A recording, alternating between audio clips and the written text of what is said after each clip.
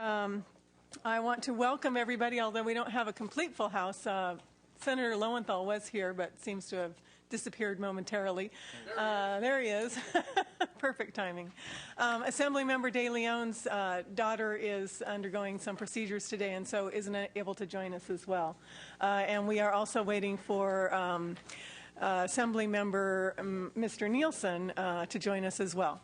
So I want to welcome everybody, and to my left here are Senators Ducheney, Leno, Lowenthal, Dutton, and Walters, and on my right are Mr. Blumenfield, Nielo, and soon to be joined by Mr. Nielsen, and tomorrow by Mr. De Leon. So today, this is a very unique conference committee and a May revision process. It's very different. As you can see, the conference committee has been expanded to 10 members. We are going to be beginning this process in a slightly different way this year. We are going to hear the governor's May revision and the legislative analyst's analysis of that. Unfortunately, we were just advised before the hearing began that we don't have the complete May revision proposal from the governor's office. There have been some substantial changes in the nature of about $5 billion in additional cuts. So we decided to proceed with what we know today. And I would request that both of you address what is known today, what is on the table from the governor's proposal, and advise us, if you could, what is not. We need to know what is going to be changed. Even if you don't know how it's going to be changed, we would appreciate knowing what is going to be changed. And the reason for that is we had intended to begin with 3 days of public testimony next week. And we are now going to have to push that off and postpone that because we don't have the complete package at this point. It would really be a disservice to the public, I believe, to proceed with that public hearing because they don't know what the package actually includes and really can't address the entire budget deficit in their comments. So we will, however, proceed with what we have, and then we would ask the governor's office, Department of Finance, to come back with their complete proposal by Tuesday at 1:30, which is what we had originally set for the public hearing. We will change that to hearing the complete May revision so that we can then commence the public hearing on Wednesday. And we have a full day on Wednesday devoted to that. So let me start by going over the schedule, the process, and the rules the ground rules that we'll be working with, and then I'll do my opening comments, and then I will ask other members to do that as well. I went over pretty much the schedule for the next few days, with the exception that tomorrow we will be hearing from the treasurer and the controller on the state's cash crisis. And next week we had, as I said, hoped to have multiple days of public comment. That will probably, some of that, be put off to the next week. Although we have passed the budget already, we adopted the earliest budget in state history in February, so we are not working under the constitutional deadline. We do, however, have a very practical deadline in that the treasurer and the controller have to meet some cash flow needs in mid-summer. So we are hoping to complete our action very soon, within the next couple of weeks. Once we have completed the public hearing process, we will then go back to the traditional mode of reconciliation of the budgets between the two houses, and then we will probably do some additional public hearing after that. The schedule that we have before us is very ambitious and relentless. We'll be meeting almost every day until we have completed our work. I'm mindful that we have to coordinate our schedules here with the schedules on the respective houses' floors. We have appropriations, we have bills that have to be taken up. We have a number of members of this committee, so it's going to be very hard to accommodate everybody's schedule, not to mention the governor's office, Department of Finance, the LAO, and others that we need to have testify here. But we will be trying to accommodate people as best we can, but at the same time moving forward on our very aggressive and ambitious schedule. The Assembly budget website will have a link to what our schedule will be. So if there's any doubt in your mind about what we're doing, please check that website. We will generally try to keep consistent hours. We'll be generally starting at 9 in the morning, try to take a lunch break, and then let members be briefed, let staff do their work, and then come back to work in the afternoon until the evening. I want to note that the documentation guiding the conference committee will be different. Unlike previous years, we won't be having a huge conference agenda book, and instead we'll be having agendas crafted by issue area so that we can focus more on policy areas and less on budget item orders. And we should get the first of these agendas, I think, in time for our June 1st deliberations. And to facilitate public involvement, these agendas will also be posted on the Assembly Budget Committee website. And when we do get to public testimony, we will be devoting blocks of time to particular issues. So the schedule for the day of public testimony will be posted on the Assembly Budget Committee website.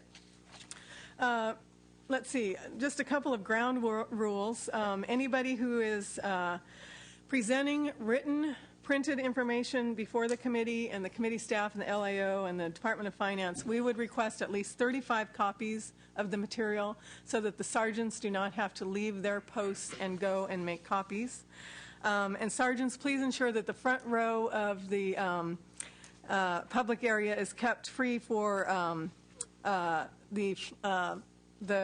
excuse me, I can't read my writing, for the Assembly and the Senate senior staff and the Budget Committee staff, the deputies of the LAO and the Department of Finance offices, as well as interested senators and Assembly members.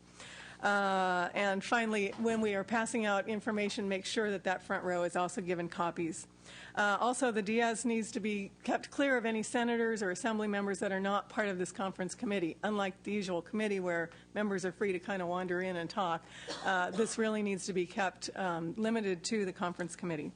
When we do have breaks, I would appreciate having the hearing room cleared immediately in an orderly process, because this will allow the staff to gather and do the work that they need to do to prepare us for the next segment of the session. Finally, there will be some ground rules for the public testimony portion. There have to be, because of the number of people we expect to come testify, there will have to be some time limits. And these rules will be posted on the Assembly Budget Committee website. That's where you go for everything, folks. And they'll also be posted on the doors to the committee rooms. And finally, please silence your cell phones. Now I'd like to just go into my opening statement and my thoughts beginning this conference committee process, and then we'll go to other members to make their comments as well. And then we'll go into the testimony from the Department of Finance and the LAO. Then we will have questions from the various members of the two presenters here. I want to start by saying that we have a tremendous task before us. I think it's no exaggeration to say that we find ourselves in a very historic situation, the worst situation, at least, that I am aware of in my lifetime in the state of California. We have to fix a gap in our budget that reflects a very rapid and precipitous drop in the economy that really has been affected by the worldwide economic crisis. We have less time, and as days go by, we have fewer and fewer options to solve this problem every day. The outlook is grim. And in view of the special election results, we know that the voters do not like our previous compromise. You know, the mainstream press, the internet blogs, various interest groups have kind of spun a conclusion about what the message was that the voters were trying to send. And I think we need to be very aware, though, that my interpretation is that the public didn't like the compromise we set before them. The public believes that the budget is the responsibility of the governor and the legislature, and that we need to do our jobs. And that is exactly what we are starting to do here. We are going to do the job, and it's not going to look good. It's not going to be pretty. None of us are going to walk out being happy, I think. But I also think our first responsibility is to keep the state operating. That is our first responsibility. And in order to do that, we are going to have to craft a solution to this budget that all of us can support on both sides of the aisle and in both houses. There are people, though, I think, that believe the state needs to go off an economic cliff. And I want to just briefly address that, because I think that would be catastrophic and it would be irresponsible. And the state of California can't close its doors. We can't go into any legal conditions such as bankruptcy or reorganization. And as I said, our first responsibility is to keep the state moving. We have actually 3 bad options to choose from, and I think the governor's May revise lays those out pretty well, while I don't agree with all of the detail. I think we all agree cuts have to be part of the solution. The governor's revised includes some very brutal reductions, and we're going to look at some more, apparently, as time goes on. And my main concern in reviewing that document was how the cuts especially target children throughout the entire state of California in so many different ways, directly and indirectly, and how we go forward really affects their future. So one option is cuts. Option 2 is borrowing the money. The governor had originally proposed the RAW. Apparently that is now going to be turned into more cuts, but nonetheless, there still is borrowing that is being proposed and that has to be considered. But we also have to remember that borrowing moves today's problem, which is our responsibility, off into the future where it becomes someone else's responsibility. And I don't think that is something that we ought to be doing. And as we will hear from the legislative analysts, the deficit in the out years continues to get worse. And so if we do that, to the extent that we borrow, we will be contributing to that problem. Option number 3 is taxes and new revenue proposals. The governor's proposal has a small revenue component. It doesn't really use revenues to bridge the gap. I don't embrace the view that we need to avoid this topic completely. If we need to consider taking 250,000 children off of Healthy Families coverage, we need to talk about taxing the soft drinks that lead to juvenile diabetes and drive up health care. If I'm going to be asked to support raising $100 million by allowing offshore drilling and risking a huge source of state tourism and natural environment, I want to know why we can't raise $750 million a year charging for oil extracted in California. As sensitive as these discussions are, I think we need to explore them. And I think the only responsible way to approach this is to say that everything needs to be on the table. And that is my approach to this conference committee. So I don't think many people think we won't find solutions. Many people think we'll stay in gridlock all summer. I know there are people out there that secretly hope we will do that and that we will default on our IOUs or our general obligation bonds. I don't think this is a good idea. I think it would create utter chaos, and while it sounds good on internet chats and on talk radio, it would have a profoundly negative impact on every single resident in this state, now and in the future. And I want to use this process to avoid that scenario and find solutions so that we don't have to face that. So with that, basically what I'm saying is I'm here to find solutions. I am open to talking about just about anything. I hope we have an open and constructive debate. I expect it to be lively and vigorous at times, but I look forward to it, and I look forward to comments, thoughts, solutions from every member of this committee, from the Department of Finance, the LAO's office, the Treasurer, the Controller, and finally also from the public. So with that, I'd like to ask Vice Chair Senator Denise DuCheney to make her opening remarks. Well, thank you very much, Madam Chair, and members who are here, and public for joining us today. You know, this is the most serious fiscal situation the state is seen in. You know, it's national, it's international, it's not just us. That's part of the problem. And I think one of our focuses, as we talked about last year to some degree, and some of us, you know, tried to lay out in last year's budget discussions, that we needed to make sure that we were doing things that were thoughtful in terms of the economy as well. Obviously, we didn't anticipate the dramatic downturns that happened in September and October. I don't think anybody in the country anticipated that. Our economy in the past has weathered some of these things in different ways, and this one is sort of taken all of the wind out of 14 directions at one time. You got the water problems in the Central Valley that are causing issues for agriculture. You have this international crisis, which is making our exports, which at one point looked like they were going to carry us forward. Our exports are down because you know, the other countries are having an economic crisis also. And I think that the most difficult part of this one, and I hope, although we need to move, as the chair pointed out, as expeditiously as possible, I think everybody's made that point, and I think we'll hear it again today and tomorrow, that we must act in a variety of ways before the end of June. But the choices are constrained, and I think one of the problems, frankly, with the ballot discussion on Tuesday. The sense I got from a lot of folks was mostly people voted no because they didn't understand it. It was too complicated. It didn't make sense. For any number of reasons. I mean, beyond the frustration that all of us and anger that all of us have to the situation that we're in, I think some of it was too complicated. And traditionally, people don't like things that are complicated. And the unfortunate part, switching off things that the voters didn't understand, I think, completely, that the reason things were before them was because they had enacted voter initiatives that caused those things not to be changeable by the legislature without a vote of the people. Some of those issues, and I think the LAO points out that we have some longer-term reform issues that we need to get into. And we also need to be mindful, and I'm hopeful as we kind of go through this exercise, we're mindful of 3 or 4 things. One is both budget year effects and out year effects, because I think there are going to have to be some choices we make about policy that are driven maybe more by the out year than just by the budget year. And we're going to have to think about what those are and what the effects are. How some of these things affect the economy, and this was a dilemma we ran into last year. Many of the things that look simple in terms of a cut idea have very dramatic out-year and long-term impacts on the infrastructure and the economy of the state.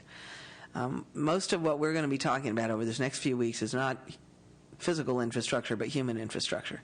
And it's about education, and it's about health and welfare, and it's about how we handle prisoners and parolees, how we do public safety in this state, and what is the relationship and the financial relationship that we've talked about before but has gotten horribly complex over the last 30 years between state and local governments. What is the finance that goes with what function of government? I think part of the frustration that we heard from voters on Tuesday was that as well. We don't know who does what. We don't know what you're spending your money on. We need to figure out how to be transparent and at the same time clear about what revenue sources go with which of those services so people can have the confidence that their tax dollars are being used to do those things that folks have asked us to do. But we've got to think about what's the impact. I mean, the obvious examples are impacts on education, impacts on higher education. That is the lifeblood of our economy. If we're going to keep this state moving, and frankly, I think we need to take the lead.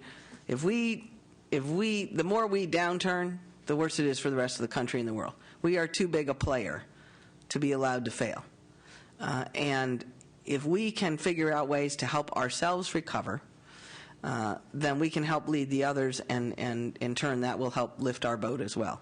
But one of the things we can't do is totally dismantle that infrastructure that we have that creates a workforce that supports the most vulnerable portions of our population and that keeps doing what public government is designed to do, protect our neighborhoods and provide those educational services that we ought to all do together. This state's tradition, and every time we've gotten out of an economic problem, it's been because of some of the things we did with higher education. It was the universities and research. The last time around, it was the high tech and biotech that led us out of the 90s recession. In the 60s, a lot of us remember, even the 70s and 80s almost, when universities were free in this state, as they are in many other countries. And that was a hallmark of the workforce and the investment and the research driven investment that came into the state.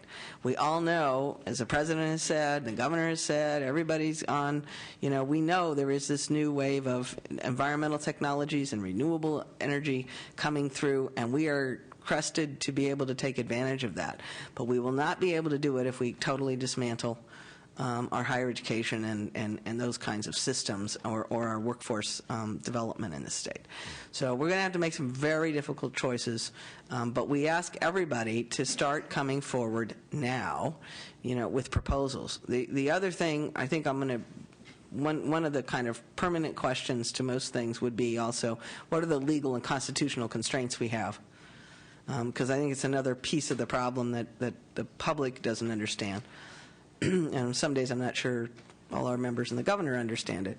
But it is what are the legal and constitutional constraints on things that we aren't able to get to, and what has created those, because I think when we get into that longer-term discussion, we're going to have to deal with some of those as well. But right now, there are, we're going to have these ongoing back and forth. I assume finance is talking to the federal government, because a lot of finance's proposals require federal government action or cooperation, at least.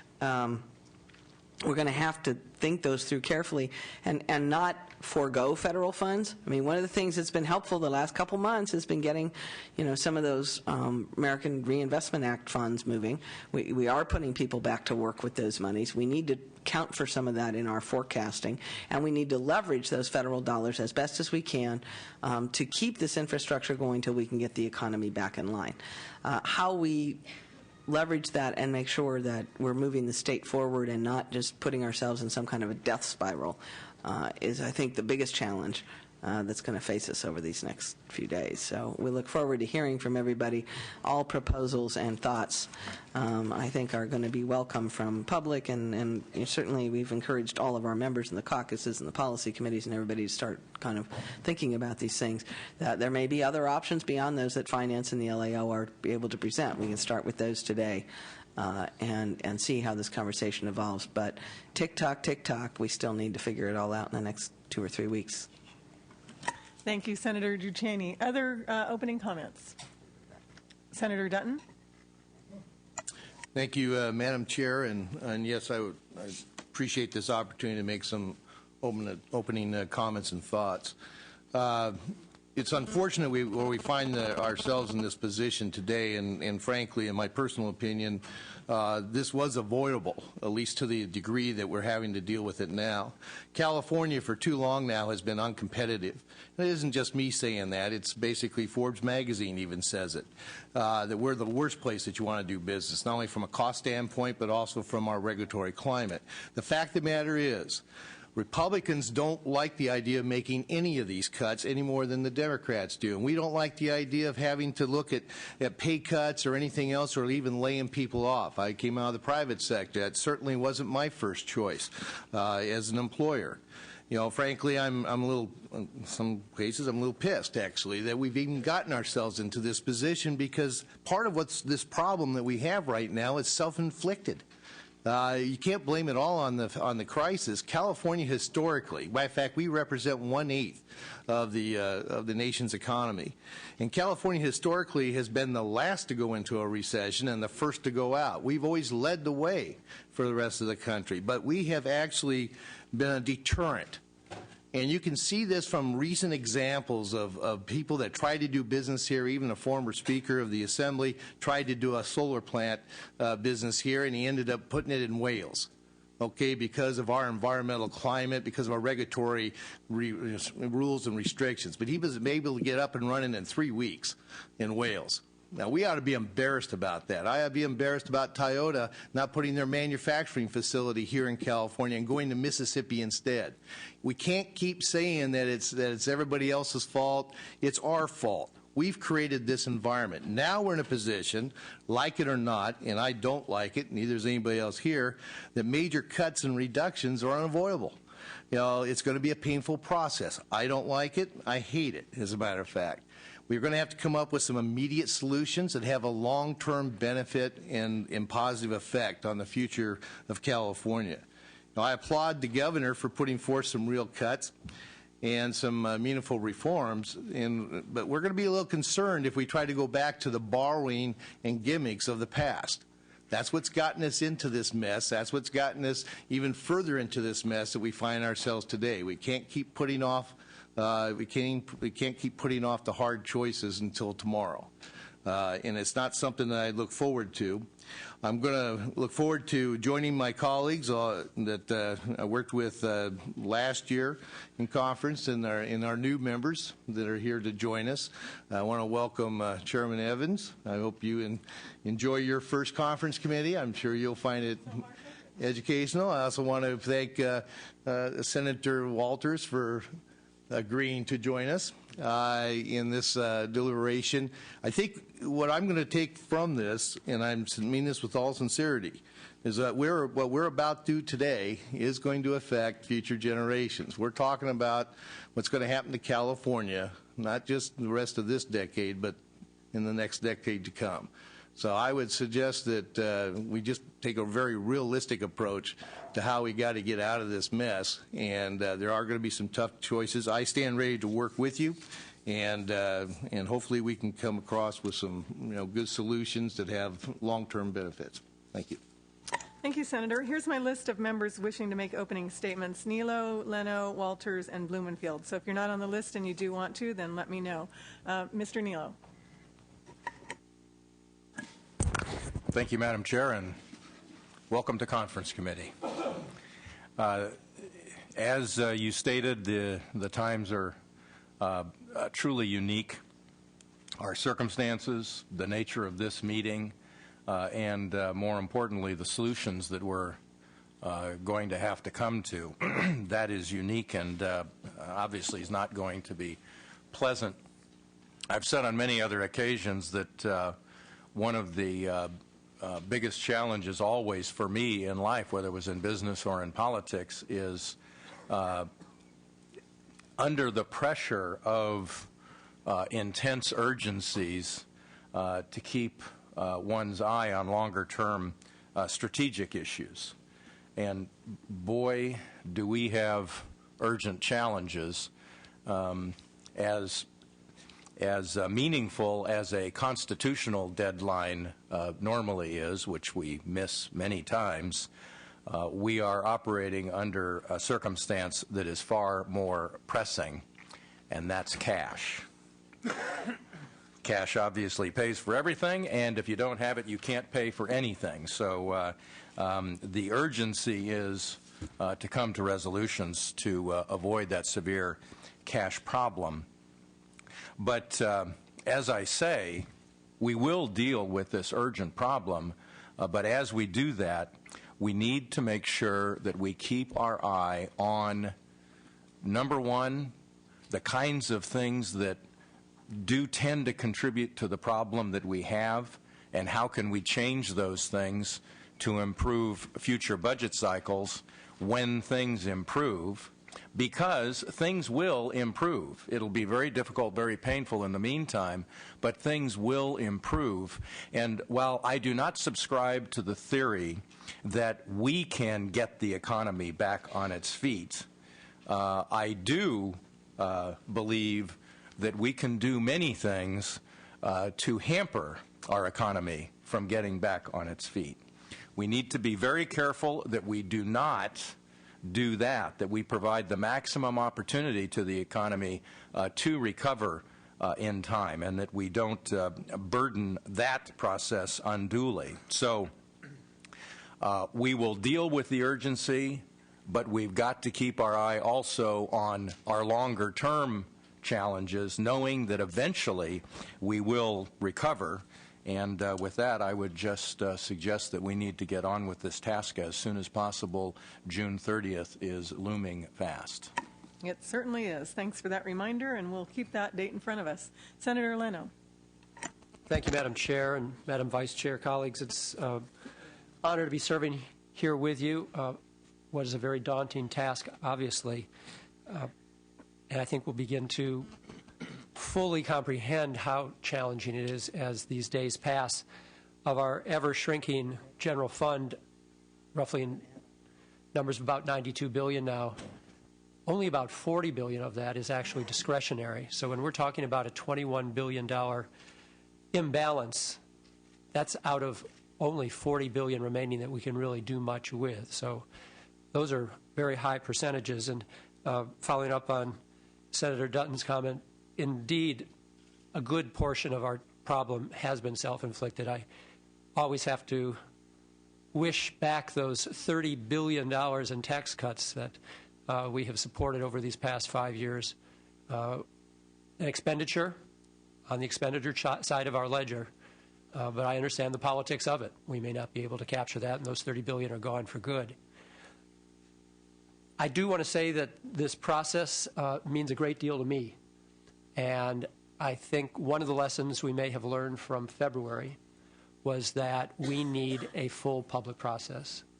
And so I commend the President Pro Tem and the Speaker for allowing us this luxury of time over the next few weeks to involve the public, to engage everyone, and so that we can even consider that this whole concept of a Big Five is possibly anachronistic at this time.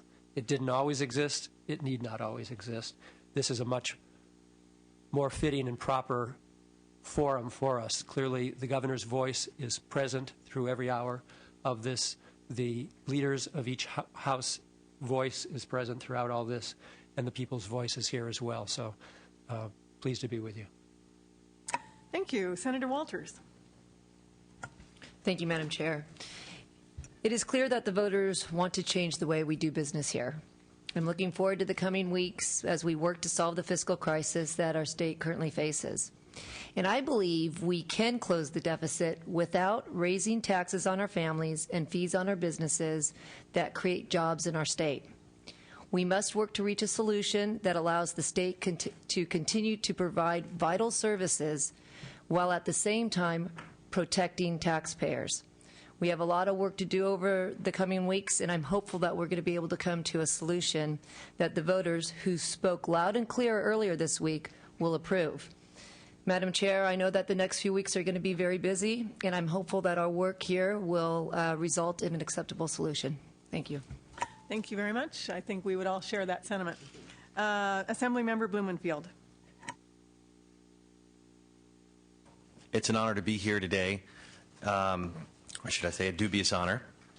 But I'm seriously looking forward to working with all of you here to meet the challenges that are ahead of us. As the most junior member of this committee, I'm anxious to learn from all of you in terms of how this process works, and I'm ready to be a full participant.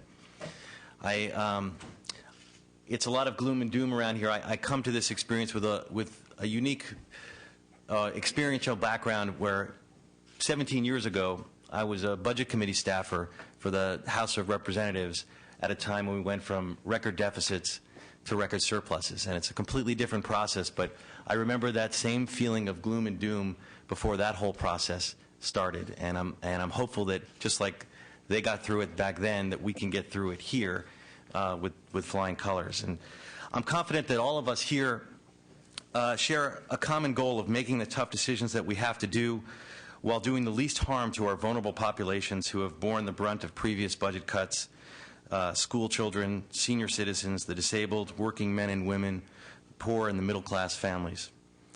Although I know we're going to be forced to make painful reductions in programs across the board, my goal personally will be to minimize the impacts of these cuts on our most vulnerable populations. I also hope and I'm optimistic that not only will we solve our deficit problems, but we will open up the dialogue on some of our structural reforms that are needed in the budget process to move us forward and right a system that has become dysfunctional. Thank you, and I'm ready to roll up my sleeves and get to work. Sounds good. Senator Lowenthal, you will have the final opening statement, but not the last word. I hope not. I think after listening to everyone, we all know what we have to do here. We all know that we have to act quickly. The situation gets worse day by day, almost hour by hour. Since I've begun this, already today we have $3 billion less in revenues than we had a few hours ago. I don't think anybody here chose to be on this. This is not one of the prestigious committees that people stand up and say, I want to be on this committee. But we also know that not only are there challenges, there are great opportunities, and that everyone is watching us, and that it's extremely important that we come to resolution. When we have to make certain spending reductions, which we will make, I think it's very important that we realize those are real consequences, and we put those in terms of real people, who it will be impacting. And also, when we choose not to make spending reductions in certain areas, we have to come to grips with that means someone else is going to have to bear the brunt of that. And who are those people? And it's not just that one population. Everything is interrelated and affects everyone else. I think the best part of what we're doing, and I think this is already part of the reform that we're doing, is that the budget process should be an inclusive process with full participation and full transparency. I hope that this is what occurs. That's why I want to participate in this, and I'm really pleased to participate in this process that really says if we're going to make these kinds of serious budget reductions, that we do it in a public way and that we talk to people and we listen to people, and that's why I'm here. Thank you.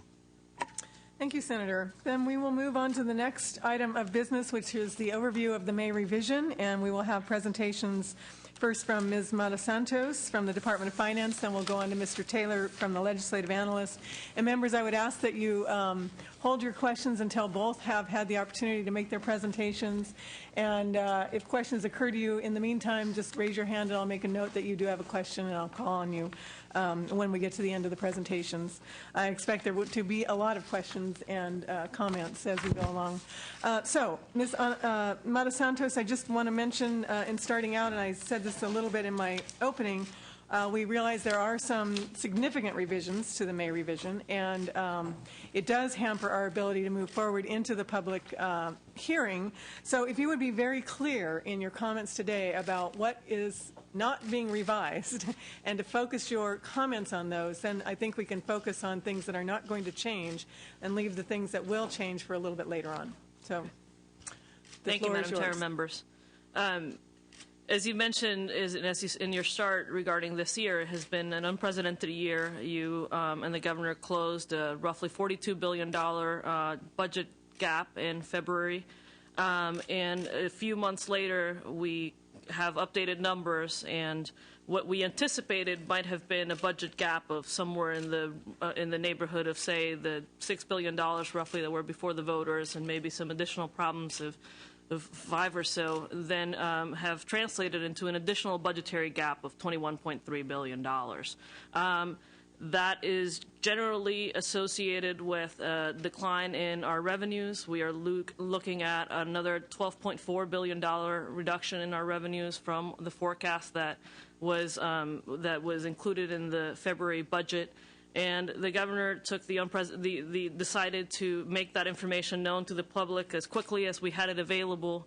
And similarly, today we're making some updates in light of the latest information regarding federal activity, the potential to secure additional borrowing via a revenue anticipation warrant, as well as the message from the voters, and hence our updated May revision and additional solutions that we're working on that I can speak a little bit to today.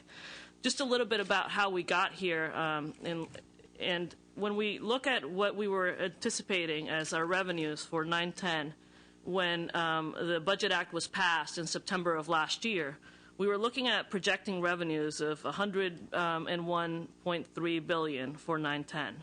If we look at our revised revenues without solutions for 9/10, we're looking at revenues of $77.7 billion.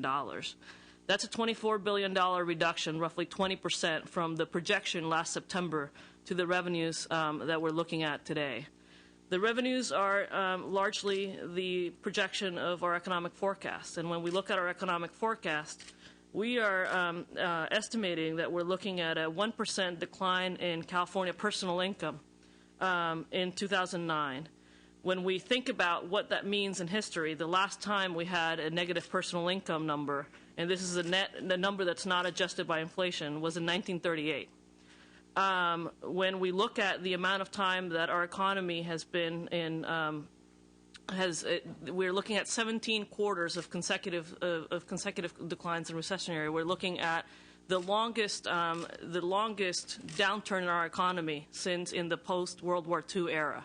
That substantial change in our revenue, in our economic forecast, has driven our revenue decline. And our projections, if we look at just our base revenues in 8/9 and 9/10, based from what we were expecting in September to what we're looking at now, we're looking at roughly a $40 billion decline in our revenues from those previously estimated last September.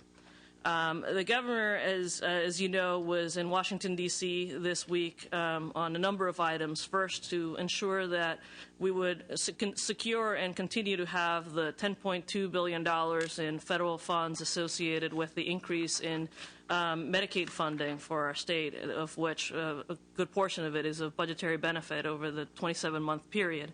While there were also discussions regarding the potential for the federal government to assist states with cash flow financing. Given those conversations, given those developments, and given the election, the governor does not believe that the revenue anticipation warrant that we were looking at proposing in the May revision is an appropriate thing to do. So we're working on additional reductions to replace that $5.5 billion solution previously before you. I'll do a little bit of an overview of what the reductions that we were looking at and what additional reductions we are currently working on, as well as some of the other solutions in the May revision, and potentially leave it at that. In terms of the reductions that are in the May revision, we're looking at roughly $10 billion in cuts. Of those, the single largest is a reduction to Proposition 98 to reflect the new minimum guarantee. That's $5.3 billion over the 2-year period. A portion of that reduction will be backfilled by federal funds included in the Recovery Act. We're looking at roughly $2.8 billion reductions to Health and Human Services programs. Those impact a variety of programs, including some reductions to the Medi-Cal program, reductions to the in-home supportive services programs to both reduce state participation in wages to minimum wage, as well as to target services to the consumers who are most in need. Looking at roughly $200 million in reductions to the Department of Developmental Services, reductions to child welfare services, and to a variety of programs. We're also looking at $1.2 billion in reductions to higher education. Again, those reductions are partially backfilled by federal funds, the state fiscal stabilization funds included in the Recovery Act. And then we're looking at roughly $300 million in reductions in corrections. And as I believe you mentioned, Senator Cheney, some of those things look at changes in who is in our prisons, and some looking at transferring to federal custody inmates who are subject to deportation, and that's roughly $200 million of the $300 million in solutions. So that was generally the cuts. We have roughly $2.3 billion in revenue accelerations, another $1 billion from the sale of a portion of the SCIF, and looking at a variety of fund shifts and other solutions to bring us into balance and to close our $21.3 billion gap. The governor has directed us to work on additional solutions and to update the May revision to reflect new information, as we'll be working through the process to try to make sure that the latest information is informing this process. We're looking at additional reductions of roughly $5.5 billion, and I'll walk you through what some of those would be. One of the general themes is we're looking at, in light of the comments you've made about the relationship with federal funds, we're looking at reductions that impact programs that are not federally mandated.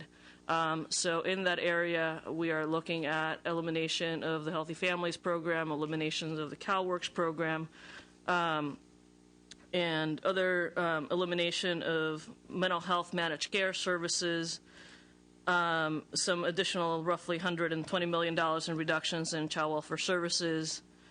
I think that covers many of the items that we're looking at in the Health and Human Services arena, but they're basically reductions that are not federally required. We're also looking at elimination of the Cal Grants program. Again, it's not a federally required program. Looking at another $600 million in reductions to UC and CSU. We're looking at eliminating general fund support for state parks. There's an LAO option regarding some reductions to local transportation funding and the use of those dollars to fund debt service, and we are looking at that reduction as an option to be able to close a portion of the gap. That's roughly $750 million. looking at another reduction to the courts by 10%, as well as the transition to electronic court reporting, and that's another roughly $200 million. And we're looking at another $750 million in reductions in the Department of Corrections and Rehabilitation, and those would be reductions to contract expenditures, to rehabilitation programs, to population, and other programmatic reductions in the department. In addition, we are working on our cash plan and additional cash solutions. As you know, the May revision included $750 million associated with financing the budget plan, and we're looking at reducing that cost by $210 million through a variety of cash solutions, deferrals, and other strategies that allow us to reduce what the external financing that is required to make it through the year would be. So those are some of the reductions under consideration as part of the strategy to ensure that we're balancing the budget without revenue anticipation warrants and without borrowing that we don't believe is achievable at this time. Thank you. All right, Mr. Taylor. Thank you, Madam Chair, members. This morning we released our report and an overview of the May revision. I hope each of you have a copy of that in front of you. And I'd like to just go over very quickly some of the key charts in there and highlight a few points that we made in the report. If you go to page 5 on Figure 1, it really just summarizes the $21 billion problem that Ms. Montesantos referred to. And you can see the components of it, that since February we've lost roughly $12.5 billion in revenues over 2 years. The voters' rejections of the proposition, you lost $5.8 billion, and then you have just over $3 billion in expenditure-related changes that have occurred. Now, our assessment today, because we updated our expenditure revenue economic assumptions, were that revenues would be down an additional $3 billion over the 2-year period. Now, it's a large amount in trying to come up with new solutions. From a revenue perspective, it's not a huge difference from the finances projections. So that's obviously up to you on the revenue projections that you assume for your budget deliberations on what the magnitude of the problem is. But in either case, the ballpark of the problem is, it's definitely a reasonable estimate the administration has made as to the nature of the problem. If you go to page 7 at Figure 2, this just gives you a quick summary of some of the things that Finance was just referring to. This is a list of their solutions in descending order. And you can see that the single largest one, the RAWS, has now been taken off the table, which is unfortunate in one way, since it was your largest single solution that was out there. It will now have to be replaced with $5.5 billion of other solutions. There was other borrowing, primarily from local governments, Proposition 1A. There was 3 large proposals that would increase revenues. 2 by accelerating existing liabilities. That is, it wasn't creating new tax liabilities, but accelerating payments by individual taxpayers and by those who make estimated payments. That would give you roughly $2.3 billion on a one-time basis. And then also this proposed sale of SCIF would be $1 billion.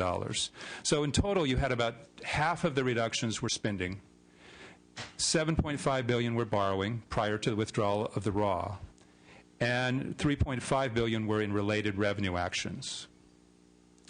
If you skip to page 12, I want to just highlight some issues regarding Proposition 98.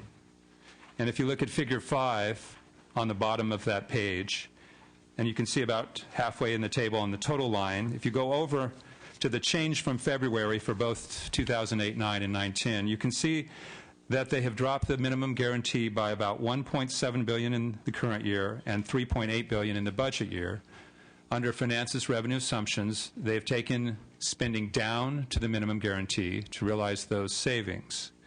The way that they realize the savings in the current year is primarily through a drop in revenue limits to K-12 school districts, and in the budget year by adding on to that revenue limit reduction for a total of $1.7 billion in revenue limit reductions and about $1.7 billion by deferring 9-10 expenditures into 10-11.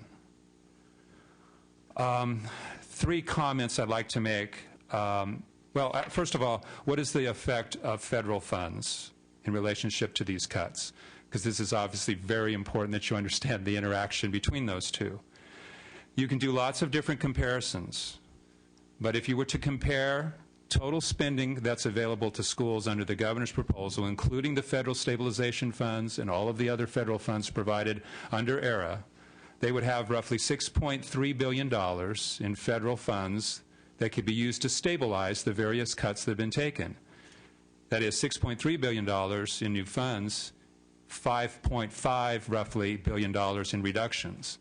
School districts in aggregate, not each school district, but in aggregate would actually have more money than what was presumed in February.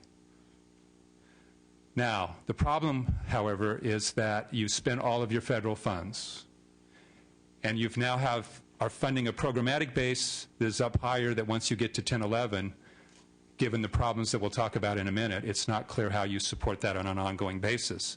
So the good news for schools is in the near term, they're not greatly affected compared to February. They obviously took great cuts in February, so don't get me wrong on that. But they're relatively well off compared to other aspects of the budget. But it does set them up for a very difficult situation in 10-11. Now, as far as the governor's proposal and the way that he takes the cuts in the current and budget years, we would just say that we would encourage you to continue to look at reductions in categorical programs that may no longer be high priority. Now, you did set up the so-called flex item. You gave school districts a lot of flexibility. But to the extent that you have categoricals that don't serve the purposes they were set up to, eliminate those first. And then how you take the remaining reductions, whether it's the half and half between revenue limits and categorical programs that the administration had proposed last year, that's certainly reasonable. You have different options on how you do that. We would encourage you to try to avoid, to the extent possible, deferrals. When we did the first deferral, it was not really all that awful because we were rolling a $1 billion payment a couple of weeks from June into July. Under the governor's proposal, we will be deferring 12% of our school payments from 9-10 into 10-11. At some point, our budget doesn't become a meaningful document when these type of actions become too large.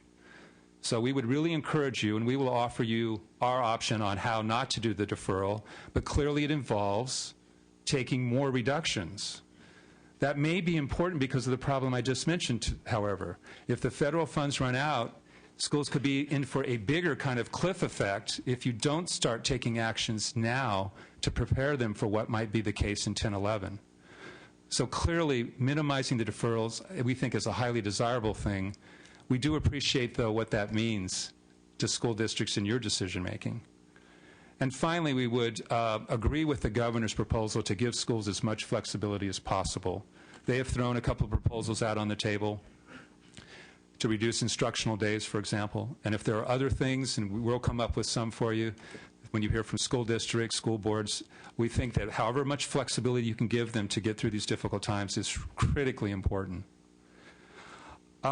Moving into our kind of overall assessment, I spoke about the nature of the problem. Just to comment briefly on what does it mean for the out years. Under our very rough estimates, based on the information we have from the administration, if you adopted every one of the governor's proposals, now this included the RAW at that time, you would still face a 10-11 problem in excess of $15 billion. If you took every proposal, you would still have a very large 10-11 problem. And even at those spending levels, with just that 15, 16, 17, whatever the number is, you have that problem with the schools really being funded at a general fund level that would be considerably lower than the programmatic spending they were at in 9-10. So you face horrendous problems in 10-11 and even the years after. The deficits grow even larger. Now, if you look on page 15, here's another situation that you face. Again, the nature of the one-time solutions. 12 billion of the 21 are one-time. I don't think you have any option but to take many one-time solutions, so I'm not sitting here telling you that you need to reject all of those. You don't have a choice in our view. But to the extent that you can minimize the amount of one-time, that you can add instead to ongoing solutions, it only makes your out-year problem less. So just keep that in mind. We have offered you in the back of this pamphlet a list of options, and I'm not going to go over all of them today, but let me highlight just a couple. But they add up to over $9 billion. Some are duplicative. You can't. That doesn't give you $9 billion in additional solution over what the governor has. And some are alternatives to the governor's proposal. But we wanted to give you as broad array of options for you to choose from amongst the governor, from other staff have thrown out recommendations for these options. The more you have to choose from, I think the easier your job is. These are difficult choices that you have. They're painful too, but I think, again, the more you have to choose from, the better. Let me give you an example. In lieu of the raw, we realize that you may have to do some borrowing. It's not wise to do it. It shifts the problems to other levels of government. But at this point, I'm not sure you have any other alternative than to do that. Instead of the raw, however, which just gave you 1-year relief, you have constitutionally authorized loans that have been approved by the people that we think are better. And those are Proposition 42 suspension. It's the 1A, the local government 3-year loan that the governor's already put on the table. And we think they're gas tax subvention funds that the Constitution authorizes you to loan for 3 years. Now, each of those cases, the more that you can help local governments, transportation agencies mitigate those, the better. Let me give you an example. If you were to loan the gas tax subventions, that's over $1 billion. We think that you could accelerate your Proposition 1B monies that were set aside for local streets and roads, about $700 million, that could help mitigate the impact on locals in 910.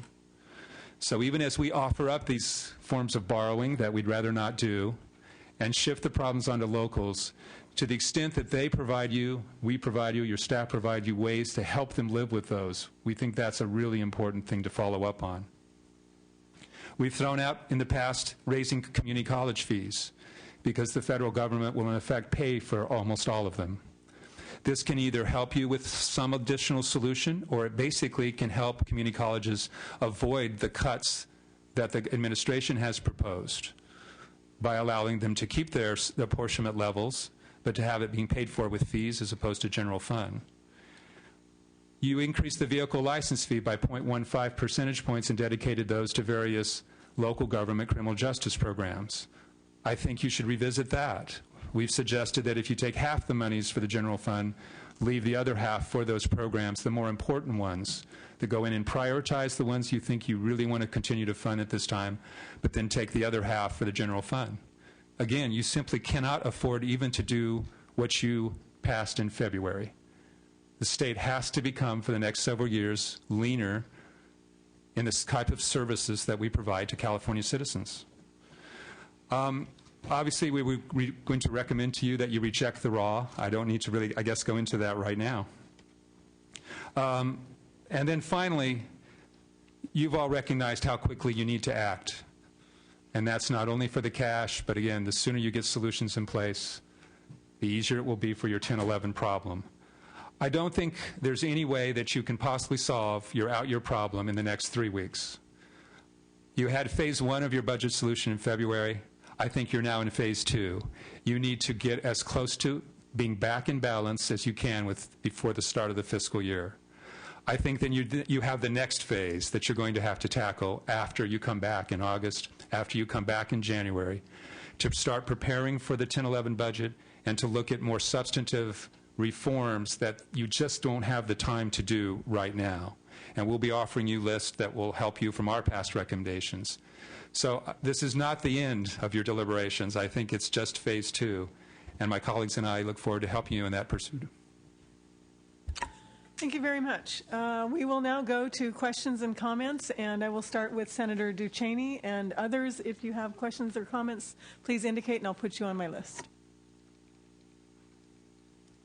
I'm not even sure where I want to start. There's so many pieces here. I appreciate the suggestions. I like some of those last ones the ledge analyst was offering. They're consistent with some of the ones I know I had already been starting to relook at some of what was done in February. And I think given that many pieces of that February compromise were rejected on Tuesday, that some of the other pieces probably need to be looked at again as well. And I think as we go through this, we're going to have to suggest some of those as we get to the appropriate subject matters. I'm interested in a couple of the SCIF. Explain to me, finance, why we were going to sell, how we're going to sell insurance funds. Essentially, the concept is there's a variety of different lines in SCIF. The state continues to have, under any scenario, the state has the responsibility to be insurer of last resort. However, there are a series of profitable lines that we believe would be good business for other insurers to pick up, and the idea would be selling off a portion of the current business that SCIF is responsible. But why would we want to sell off the profitable parts? Our thinking is that it makes sense, consistent with SCIF's role and responsibility as insurer of last resort, and that it provides us much needed revenues into. But then it's it's one time, right? I mean, you sell it, it's gone, and you're done. And B, then you're not funding the SCIF, and then they're going to come back at us. It is a one-time solution, but in the context of. But what's our liability in the SCIF once we don't have the profitable lines to support the unprofitable line? We can get you a little more information. There's a volume of different revenues that have been put out there in terms of what are the sales of SCIF that could be done, and the range that have been under discussion have been somewhere in the ballpark of between 1 and 3 or a little more billion in terms of revenues. Our proposal to sell off $1 billion is linked to our wanting to be conservative in light of other numbers that have been out there for how much we could get from SCIF if we were to sell some of the less profitable lines. So the total general fund revenues that folks are looking at, somebody said 77. I had been thinking 80 something, but 77 was net of solutions. So if you look at look at revenues with solutions, so the tax increases that were done in the February package, that's trying to compare baseline to baseline. So if we look at it with the solutions that were proposed in our contingency proposal, we'd be looking at $88.6 billion of total resources available. So the 77 is just trying to compare baseline to baseline what's happening, and in order to do that, that's what I'm trying to get at. What are the true revenues? 88 is, I see, you've added other things back in? Or if we get back But we already have them. The 77 does not include the taxes in the February package. Why not? Those are existing law. Because we were trying to compare baseline to baseline.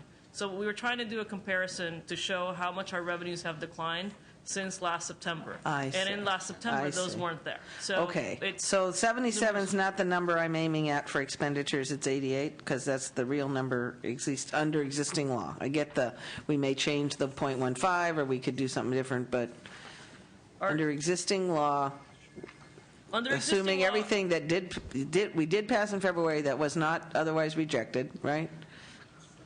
Baseline revenues without solutions is 85.2. 85, okay. So basically what we're talking about doing is running the state on the same amount of money we had in 04, 05.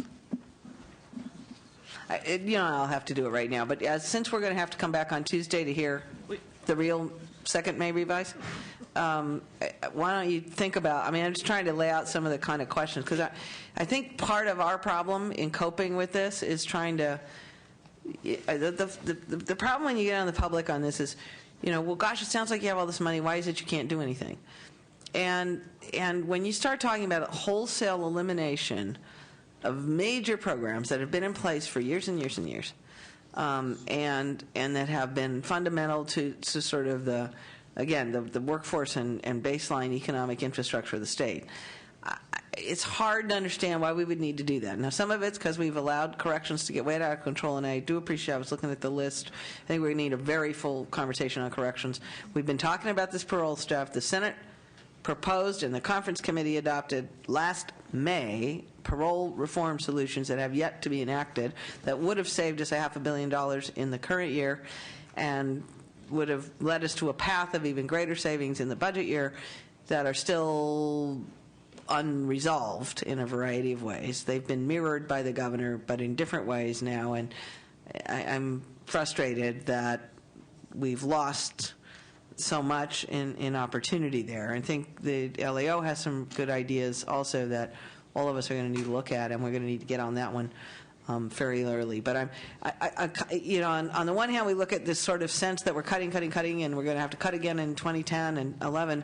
And then I'm looking at, okay, the real number is something like 0405. I mean, how do we think about, and maybe we need some understanding of what is it in caseload, what is it in inflation, what is it that's caused some of that to move, because that may be how to focus ourselves on what it is we need to change.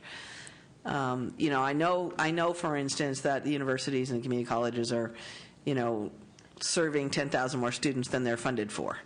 And they've probably had an additional 10,000 students that we've actually paid to fund growth in the last 5 years. I mean, that's the kind of thing that's been going on. IHSS, we know, has been a high-growth program. Prisons have been the highest growth program, unfortunately. And how we rethink about that. The other piece that I sort of don't see either of you doing, and at some point we're going to have to get our arms around, is sort of base state bureaucracy.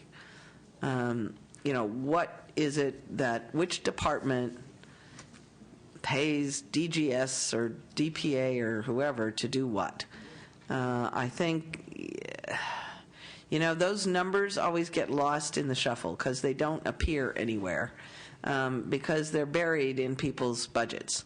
And so it's presumed that the Department of Parks and Recreation, spends, their appropriation. They then are forced to pay to other departments in the state.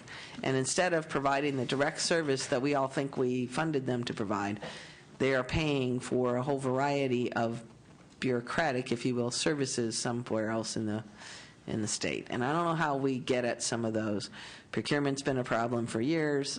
We've always had this problem with tech. And you read the anecdotal stories of somebody, it was in this morning's paper where somebody's getting laid off, and in his office they were trying to ask him what color his new, interior should be. I mean, we should not be, painting his walls if he ain't going to have a job. And somehow we've got to figure out how to get back around some of the natural, just we do it because it's their inertia of what's going on in at least in the capital programs and in procurement and in painting buildings, although we do need to move those poor people out of that moldy Board of Equalization building if we ever hope to collect and audit anybody's taxes again. But we're going to have to balance some of those things and try to figure out where some of that expenditure is. Because I'll tell you where a lot of us are going to, I suspect, come down on this. If it's not a direct service, because if we're going to be talking about cutting the kinds of things you're talking about cutting, we're going to cut everything else before we get there. The direct services to people are the place where we want to target money. Direct services meaning education, and that could be some of the education reform stuff, but direct services in terms of CalWORKs, direct services in terms of Medi-Cal, clinics, programs that are on the ground and provide a direct service to somebody, that's where we want our money to go. And a lot of the other things are the ones we're going to have to put back on the table and not just take the budget at face value that everybody gets to keep doing whatever they've been doing for the last 10 years. And, we understand special funds are different, but we need to look at them. A lot of them are fungible, and a lot of them are borrowable, if not fungible. And so reductions in general funds are not necessarily finding reductions in general fund and special fund programs. Are not necessarily the problem. And we are going to want to hear back, at least from Finance on Tuesday, if you don't have it today, what's going on with these federal things and, what the parameters of what you can and can't do, and particularly in health and in education, are based on the application and our receiving of the Reinvestment Act funds. Senator Dutton, you had questions and comments. Other members? Yeah, just a couple of questions. One's kind of a clarification. Earlier on, I know the LEO has come out, and this is for Department of Finance, indicated that the revenue projection may be about $3 billion worse. Have you taken a look at that? And are you going to be looking at it? We've looked at the LAO, and we also, in the context of preparing the May revision, we looked at a variety of different economic forecasts. One of the forecasts that we developed was a pessimistic forecast. The difference between the forecast included in the May revision and a pessimistic forecast would be another $4 billion in revenue. we're relooking at our forecast and see which one of the ones that we've developed we think is more consistent with what we're seeing today, and that's the value between the two forecasts that we've developed. So it sounds like where you're going is you're going to see what would be our worst case scenario, and you're probably going to make recommendations in that area. So it'll be somewhere between a $3 to $4 billion, possibly at this point, based on what you know, there could be an additional $3 to $4 billion that we're going to be dealing with. We're relooking at the forecast, and the difference between one and the other is 4.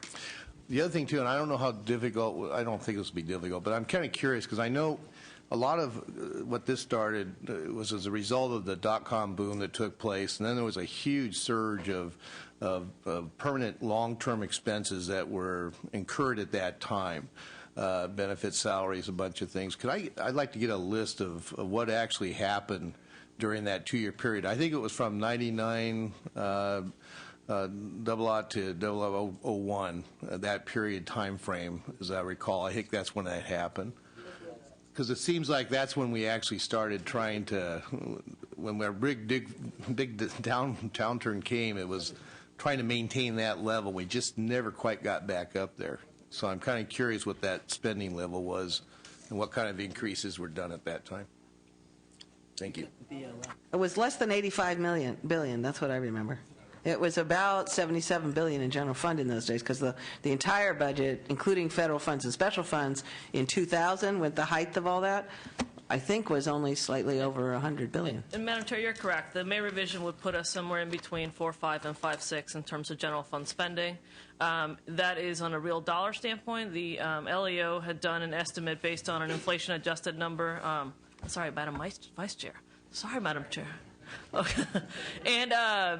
And if you look at the LEO had done an adjustment in the fall, and if you look at inflation-adjusted numbers, then it would put you somewhere below 98, 99 based on their calculations of inflation. So it's inflation-adjusted numbers, we'd be below a 98, 99. Yeah, That's real dollars is around 4.5, and between 4.5 and 5.6, and on inflation-adjusted based on the LEO calculation would be below 98, 99. Okay, that makes sense. And if you wanted me to speak to the federal funds issues, I can do that now, or I can do that on Tuesday. Senator Dutton, did you have other questions? No, I was the revenue part, but I was actually interested in the increase in expenditures, what we incurred back then, not so much the revenue that was coming. We'll prepare a list of those. I think some of the reductions that we're proposing, that we're looking at, like elimination of Cal grants, like rollbacks in healthy families, some of the reductions in Medi-Cal, those were some of the expansions and some of the increases in spending that occurred during that time. But we'll get a list for you for next week. All right, we'll go to Assemblymember Blumenfield and then Senator Lowenthal. I think this question is for the LAO, but it could be for either. And it has to do with the federal funds that were, in the case of CalWORKs, we're potentially foregoing $600 million. You mentioned the community college fees that we would, if we were to take some action, we could leverage additional federal funds. So I'm curious overall, if we were to do everything we could possibly do to maximize federal funds, how much money is out there? And granted, we may not want to do some of this for policy reasons, but just to give us a ballpark, have you done that kind of analysis, and what is the range? Well, let me just start, and Ms. Matasantos can add to it. On the case of the CalWORKs, we had offered an option. It wasn't a matter of getting more federal funds. It was an issue of not losing funds that would occur under their proposal, because they had a series of Cal Grant-related reductions that you would lose a lot of federal funds because of the 20/80 ratio. Right. So we are suggesting a proposal in which you would not lose those funds that are currently coming in. Now, in the case of community college fees, that's an instance where we're not now taking advantage of federal funds, and it could easily be in the hundreds of millions of dollars. It's a question of how high you want to go. If, for example, you tripled fees to roughly $1,800, left $200 for book expenses that could also be offset, the federal government would pay for the full $2,000, assuming the family had a tax liability. It's only 40% refundable. So those are the kind of issues we've been looking at to just try not to hurt access, that kids really would have these costs that they would initially pay be fully reimbursed by the federal government. It's a very large amount, but it depends on how high you're willing to go on the fees. And are there other areas like that where we're they're leveraging opportunities that we may be missing in our current proposals? I think one of the constraints is how much general fund do we have to be able to draw down those federal funds. So, for example, if we look at the Healthy Families Program, we have a matching rate of 2 to 1. But if we don't have the available general fund, then we can't access the matching funds. Again, similar situation when we look at reductions in Medi-Cal. Generally, we get 50 cents on the dollar. Right now, we get closer to 61 cents on the dollar. But if we don't have the available federal funds, the general fund, then we can't draw down those enhanced matches. And something like the elimination of CalWORKs would result in a substantial loss of federal funds. Again, it's a function of how much available federal general fund do we have to draw down those dollars. Senator Lowenthal, followed by Assemblymember Nielsen. Yeah, my concern or my issue is trying to get my arms around and truly understand the reliability or the accuracy of the projections in terms of what our revenues are. Let me preface this by saying I remember when I first ran for state legislature, and I was just a city council member and a professor, and they said, well, just raise $100,000 and you'll be fine. We'll pick up the rest. So I did everything I could to run for office. I did that, and then I realized I was on the treadmill. They said, well, now that you've raised that, just raise another $100,000, and then you're home free. That was 10 years ago. I've never been home free since, and they keep doing. What I mean by that is in February, I've been told that when we did all of this cutting and all of this, we're $8 billion short. Then soon after that, that was our best projection. That was just February. Then soon after that, we were $10 billion. They added another couple of $1 billion. Then all of a sudden, we were up at around $15 billion. And then we're at $21 billion, and now we're at $24 billion potentially. And I'm hearing we have a 1% decline in personal income. This is the first time that we've had this since the Great Depression. And that went on for almost 10 years. I want to know, how shall I trust any of these numbers? Every month, it just changes by billions and billions of dollars. It just seems to me that we're kind of hoping that these numbers, I mean, are we at the bottom? Is that what you're saying? That we're kind of at the bottom and we've kind of begun to stabilize? Or is there data to indicate that the last few months of revenues we've kind of stabilized, or are we still dropping at a precipitous rate? I need to understand what that rate is like and what we're doing, because I'm not getting a feel for that at all. I'm just getting numbers here and there, but I don't understand what those trends are and where we are, because I am totally I don't want to go back to 1938, but I don't think we're now talking about the D, not the R. I think as we talked about a little bit, the major factor has been a change in our underlying forecast and what we're seeing in the economy. And we work with economists at the national level, UCLA, and other economists across the state and the nation. And they all saw this drop from February till today? Generally, one of the things we know is that economists will see, for example, when the recession happened, 12 months after we realized that we were in the recessionary process. It's a function of what are the factors that we're looking at. And that's part of the reason. So when we're looking at our forecast, and your question about whether or not we're seeing bottom yet, our forecast assumes that we have not yet seen bottom, but that we see bottom in the last quarter of 2009, and then we start a very modest rebound at that point in time.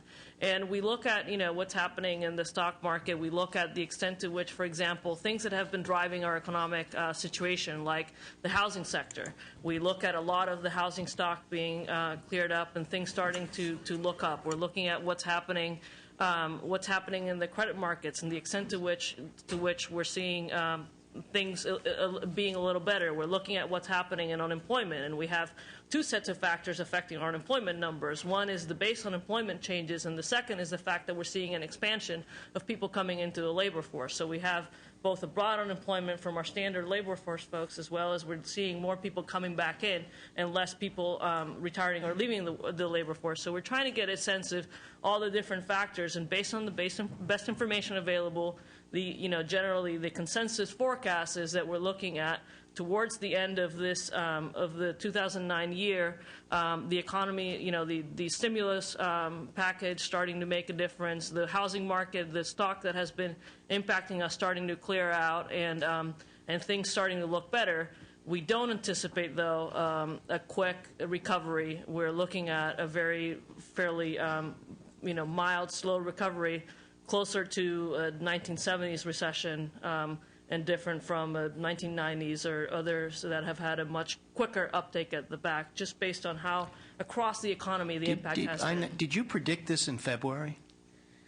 In February, our economic forecast was better than what we're looking at now. We were not looking at a negative drop in personal income in February. We were looking at a GDP that at that point in time that was negative, but it was negative 1.1 versus the negative 3.5 that we're looking at now. So factors have declined. The economy has declined since February, and that is what's driving our change in our numbers in terms of our revenue projections. Just entering, I think, Mr. Lowenthal, part of the problem is what we call February numbers were really November numbers.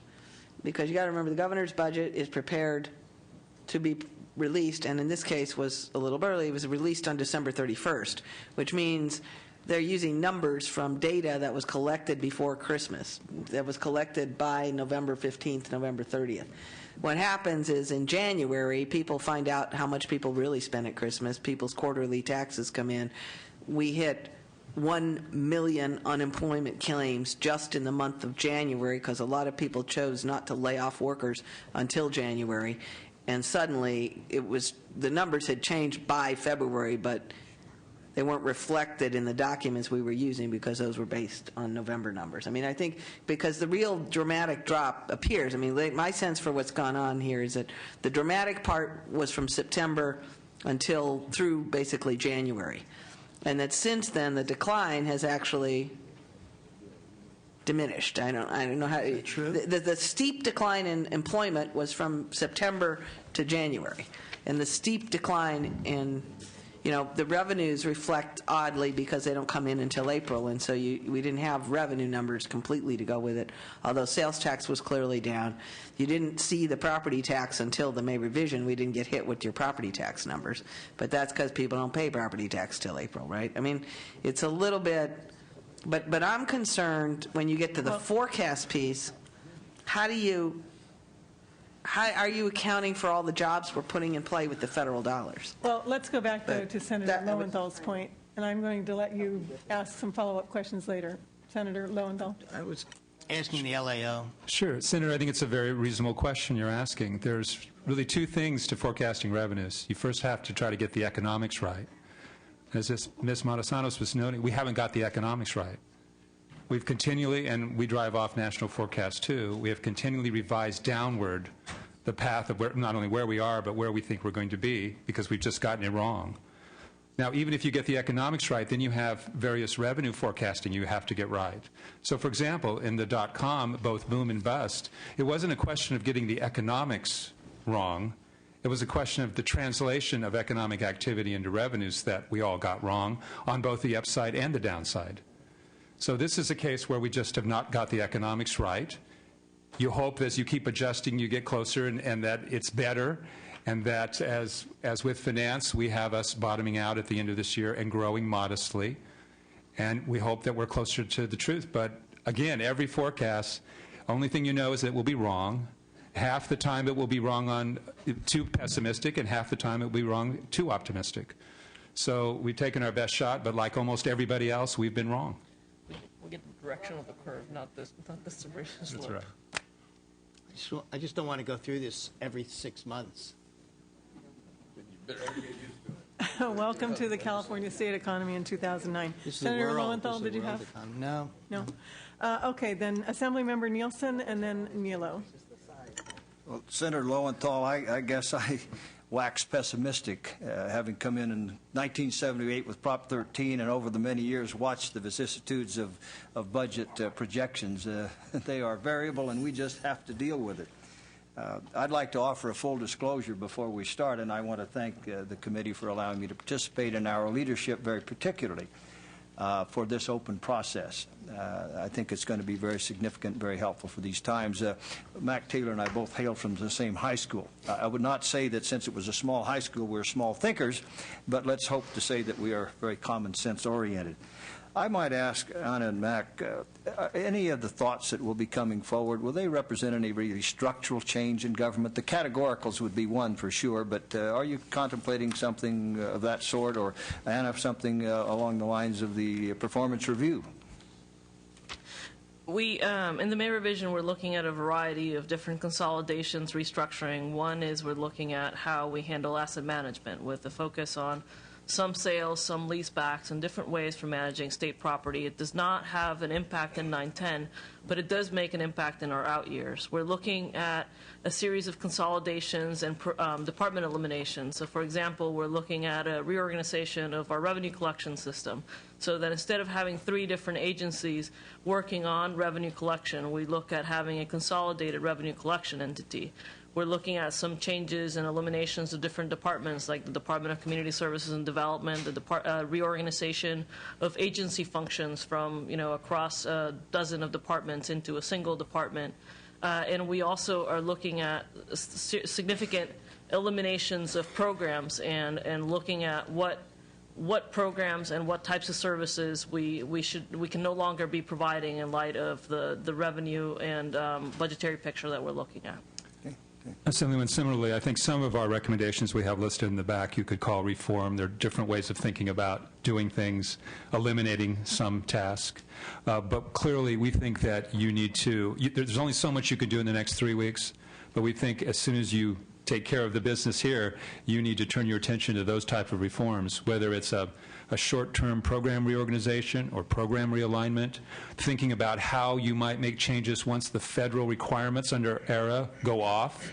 There may be program things you don't want to do now, in part because of the things that Assemblyman Blumenfield mentioned, but that you might want to consider in a year and a half time. And then those longer-term things, whether it's similar to what the governor proposed on retiree health care, of changing what we vest and kind of the benefits that we provide. So I think you need to look at all of those things. I just think you're going to be limited in the next 3 weeks about some reforms that really are going to take time to develop.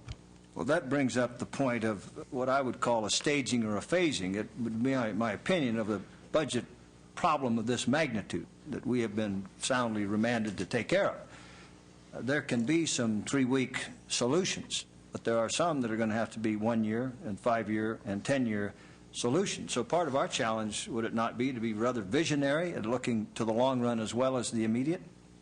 And will you help us with those more visionary? We will. We will be providing a list, hopefully in the near future, on those. But I think you do. I think you have to think short-term, medium-term, long-term. And it's just really a question of how much you think you can do in this conference committee, in addition to this huge job you have of finding $20 billion plus in immediate solutions. How much of that other stuff do you think you can do now? And I would entreat us all to pay some heed and respect to, and it's maybe not the 3-week solution, but the economy, economic stimulus, the impact of the federal, if we see any, what the state itself can do to help the economy, particularly as to disincentives. And so I would suggest that that's at least a part of our midterm and longer term consideration. The process. Assemblymember Nielsen, I also want to note, though, on your initial question or comment about reform, I know that the Speaker Pro Tem and the President Pro Tem and the Speaker are planning on addressing the longer-term, more visionary reforms that you just discussed immediately after we've finished the budget process. So we've got the immediate crisis before us, and there's some reforms that we will really be discussing in this process, some of the more minor ones that we can initiate now and see some immediate savings, but the larger, more structural reforms we will be discussing when we're done with this. And I do commend and compliment and will be happy to participate in that process. I would advocate kind of an incremental approach, which is a little non-traditional, having been through many budgets, that we would move along from this committee those things that we agree on.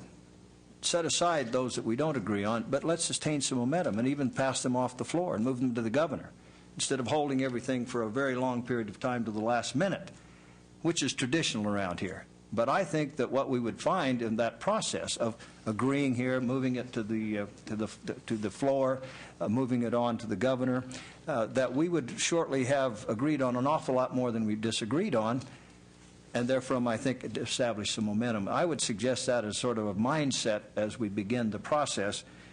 And lastly, I would encourage us to be a little bit restrained about our appropriating. I thought it was deliciously ironic yesterday, after that bombshell hit on Tuesday, we had some 213 bills in Appropriations Committee. We do have to hold our breaths and restrain ourselves a little bit with spending, if not substantively, at least in terms of perception. I thank you, Madam Chair. Thank you. I think you've just described the appropriate role of the Appropriations Committee. Mr. Nilo and then Ms. Walters. It is the role of the Appropriations Committee, but it would be nice if those proposing bills could help the Appropriation Committee to lower its workload. With regard to the frustrating vagaries of economic forecasting, I will predict that by the time that we recognize that we are in an improvement, we will have been doing that for at least several quarters. So, as I said a moment ago, get used to it. And after all, they do say that you can, if you line 100 economists head to foot, it wouldn't reach a conclusion. One quick question. That was an awfully delayed laugh. One quick question with regard to the education piece, Mr. Taylor. The comments that you made, whereby we receive one-time funding and set ourselves up there for a huge adjustment downward when that one-time funding runs out, implies that we are required to spend those federal dollars all in the upcoming fiscal year. Is that true? Could we not hold some of the money back? I'm not sure the answer to that. Generally, the way in which the formula works, you basically have to backfill for the level of reduction between the base year and the funding, unless there's insufficient funds to do that. So for the State Fiscal Stabilization Fund, there's a variety of different funds, but the bulk of the money that we're probably talking about is $4.9 billion in State Fiscal Stabilization Funds, and the way in which those funds flow is fairly formula-driven. But let me consult with some of my colleagues and come back. But generally, it's a spending test, and you backfill the difference. It would be indeed frustrating if the receipt of federal funding required us to impose undue pain on entities of the government, whatever they were, depending upon the area, because of the inability to control funding by the prudent use of reserving some money so as to have a more even flow of spending. Mr. Neal, we'll get back to you on that because the rules are very complicated. And unfortunately, I don't know if finance is actually allocated. They've said they were going to allocate the first two-thirds of the money. So what kind of flexibility we have, we'll have to check and get back to you. It's a good question. The 8-9 funds have been allocated, which is a portion of the 4.9. There's some remaining funds. There's a portion of the funds that's for 2008-9 that has been allocated in terms of out of the total of 4.9. 3.1 roughly has been allocated, and there's a remainder additional funds that we're looking at in 9-10. For 8-9, $3 billion of the money has already been allocated for the current year? Roughly. It's it's flowing to school districts towards the tail end of the current year. School districts are receiving approximately 2.6 of it. The remainder funds are going to higher education. And I think it's $537 million to higher education. And the applications have been received by by CDE, and CDE is working on allocating those funds.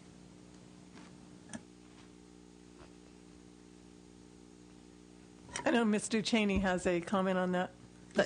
I was just Well, I think part of the problem, Mr. Neal, at least when I talk to my districts, is that while we're allocating, I'm not sure the federal government will allow us to not allocate it out fairly quickly under the rules that they have. However, the school districts have 2 or 3 years to spend it, so the reserving part of it has to come at the school district level, I think. It's districts who understand it's one-time money and now you've got to choose. And they can cushion, and it's giving them the discretion to use that money however it works for them over a 2 or 3 year period. I think the feds will allow them to spend that money through the end of 2011 or so. But if we hold it back, then they lose the flexibility to figure out what works best for them. And I think, hopefully, I imagine the federal government's hope is that when that money's gone, we won't be off a cliff, but that 98 would be recovered, and then their normal state, their property tax would be back. And the theory is that they wouldn't actually lose out once they've spent that money. They would be kind of back because property tax will be back up. Mr. Right? Neal? Well, in that case, and I'm always very comfortable with local control, but the control at any level is effective only as effective as the accuracy of information that they receive. And I would think that if that's the way that it indeed happens, that it would be incumbent upon us to make it very clear in no uncertain terms that because of the nature of the funding and the flow of the funds, we are likely going to be looking at a substantial year-to-year reduction in funding of education from the level that includes federal funds in 9-10, beginning in the year 10-11, unless one believes that the economy does indeed recover then and property values come back. That is a very dangerous assumption. In times like this, we have to plan for the worst and just merely hope for the best. But hope doesn't work very well in budgeting and planning. And Senator Cheney is correct. They have a number of years to spend the funds. The question is when we control when it flows. Based on the federal rules, the school districts have a number of years to spend the funds. Senator Walters, followed by Senator Leno. Thank you, Madam Chair. Actually, my question relates to the education component as well. I'm one who believes that it's not how much money you put towards something, but it's how you spend that money. And we all know that education is going to have to take some cuts in this budget. Have you done an analysis at all on alleviating the school districts' I guess the pressure put on them and being able to have more flexibility? If they were able to contract out services, what kind of money that they could save in their school districts. And the reason I ask this question is because I've talked to a lot of educators in my district. And one person in particular came to me who was vice principal of a school, and he said, I wanted to recarpet a classroom. I had 3 vendors I could choose from. It was going to cost me $8,000 on average to recarpet that classroom. And I went over to Home Depot for the exact same carpet, and it cost me $1,200.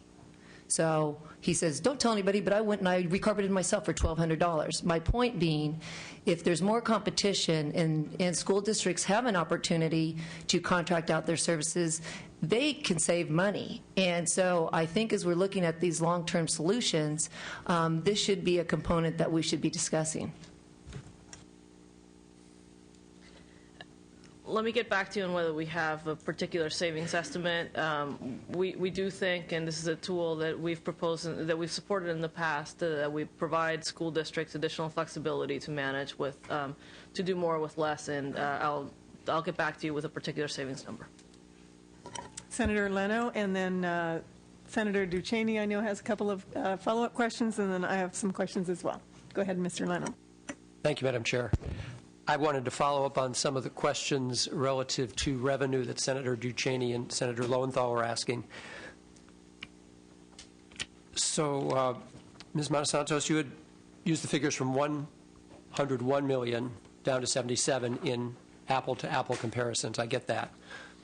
But then you also used the figure that there had been a $40 billion drop. So where's the $40 billion relative to the 101 to 77?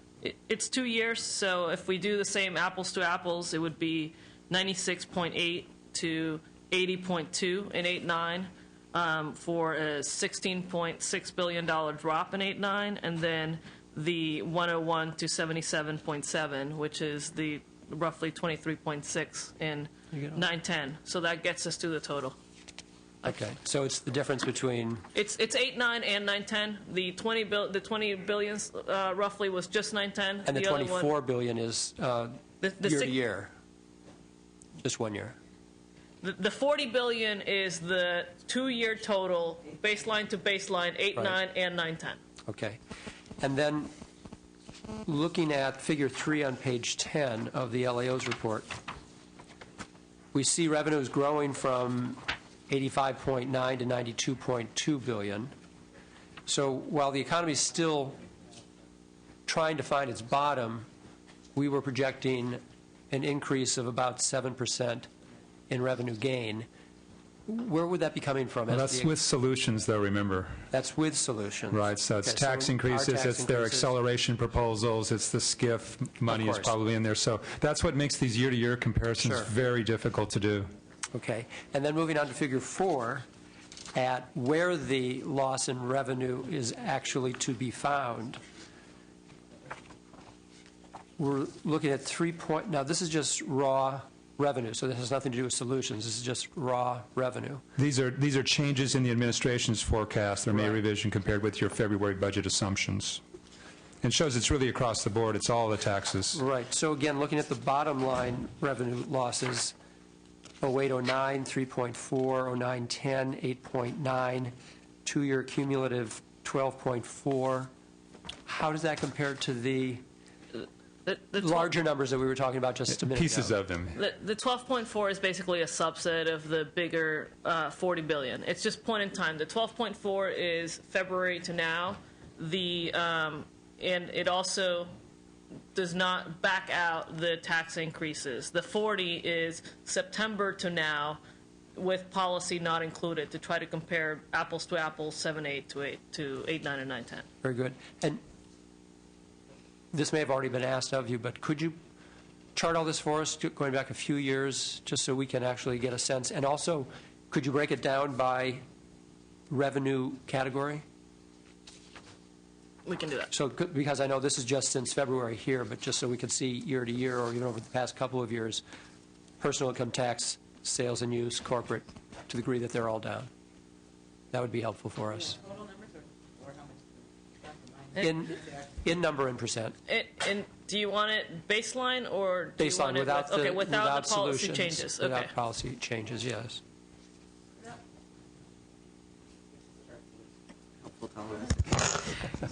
Without policy changes that are not currently enacted. I don't think you want to make it so we don't acknowledge enacted solutions, right? Well, for my purposes, I'd like to see it without the taxes that we raised. In February, Exactly. without February's taxes. All right. That makes it Because they're going away now anyways. Well, not in 910. No, in 2 years. Correct. I guess I hesitate to have them taken out of the 08 and 910 numbers because that'll just make us more crazy. You got to But I- take but them I out of the think it- 1011 numbers now. But I think, well, we could even have both. It's not Yeah, an you can either do or. Yeah, you can do both. And Okay. again, I'm asking this so that I can help explain it to my constituents, and so also they can see, without any restoration, this is what has happened on its own, and this is all that we have to deal with. Thank you. Thank you, Mr. Leno. That would certainly more accurately reflect what would have happened had we not passed that February package. All right, Senator Ducheney, I know you said you had a couple of follow-ups. No? Okay. Any other questions or comments from committee members before I go on to my own questions? All right, then I have a couple of questions. First, on the SCIF. I'm really curious as to how you would expect the State Compensation Insurance Fund to continue operating if we sell off that book of business which is profitable, because my general layperson's understanding of how insurance works is that you pool the risk, and you have some policies that are riskier than others, and having pooled that risk, you can then generalize the risk, and everybody bears a portion of it, and nobody bears too much, and nobody has too little. So if we sell off the more profitable and less risky book of business, how do we accomplish that? we would be basically looking at selling some of their more profitable lines and looking at reducing the extent to which SCIF is an insurer, the percentage and the rate of insurance to the overall market. But if it's okay with the committee, what I can do is get some additional information about the SCIF proposal more broadly, and with some of our finance experts who are working on SCIF, and we can come back and talk a little bit more about how we see it being both viable for the $1 billion as well as getting us continuing to serve our role as insurer of last resort. I would very much appreciate that, because this is a long-term, a decision that has very long-term impacts for our employers going forward. And anybody that's been paying half a minute's attention in the last 20 years knows that workers' compensation insurance is a huge issue for our state's employers as well as our state's employees. And it's not a decision I think we should make lightly or without having all of the information necessary in front of us, because it will have implications for years to come. Then a much broader question. We seem to be running out of options. Our range of options becomes more and more narrow, and I would like, this is probably best addressed by Mr. Taylor, but perhaps by both of you. Could you address for me, just quantify this, how much of our budget can be cut? We have constitutional mandates, both state and federal. We have federal mandates, we have court-ordered mandates, and we have voter mandates. So without regard to philosophy, because every one of us up here has our sacred cows. Without regard to any kind of philosophy, legally, what portion of the budget can we look to for cuts? Well, normally I would say a very large percentage of the budget. Well, still, I mean, if you think about it, you haven't wanted to do this in 98, but think how much you've cut in 98. And that's an area where people say, oh, the voters have tied our hands. Well, no, in fact, because the minimum guarantee has fallen with revenues, it has given you a lot of flexibility to go there, much to the chagrin of many people in the education community. So well, now you have the federal rules that have overlaid with that, but you have had a lot of flexibility to make reductions in 40% of your budget. You have flexibility in higher ed, especially since they have fees that can backfill them. You still have flexibility in a lot of your health and social service programs. In criminal justice, it's harder because you have to do things with sentencing oftentimes. It takes time for that to play out. So you have control in the longer run. You often don't have a lot of control in the near term. And then those things that were which you truly have no short-term control, and I would call that debt service, pension obligations, certain federal court decisions.